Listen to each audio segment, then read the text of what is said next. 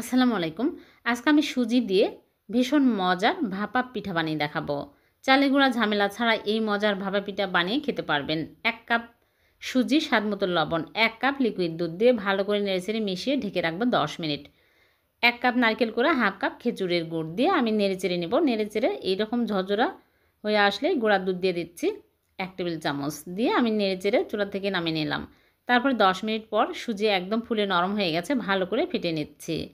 তারপরে baking powder ১ চামচ দিয়ে দিলাম আর সামান্য লিকুইড দুধ। এখানে আমি ১.৫ কাপ লিকুইড দুধ দিয়েছি। এখন আমি বাটি নিয়েছি আর বাটিতে তেল ব্রাশ করে নিয়েছি। এর মধ্যে তুলে নিচ্ছি আর ভিতরে পুর দিয়ে আমি উপরে আরও দিয়ে দিচ্ছি। একটু ফাঁকা রেখে দিতে হবে। তারপরে সবগুলোতে তুলে পানির ভাপে দিব ১৫ মিনিট। ১৫ মিনিট আমি পানির ভাপে দিব, তাহলে হয়ে যাবে। ফিরে আসলাম ১৫ মিনিট পর, ফুলে একদম বড় বড় হয়ে গেছে। এইরকম করে আমি মোল্ড আউট করে নিচ্ছি। হয়ে গেল সুজির ভাপা পিঠা। এভাবে বানিয়ে দেখবেন, চালের গুঁড়ার চেয়েও বেশি টেস্টি হবে। খুবই মজার হয়েছে, একদম নরম তুলতুলে স্পঞ্জি। ভিডিওটি ভালো লাগলে লাইক, কমেন্ট, শেয়ার করে দেবেন। আল্লাহ হাফেজ।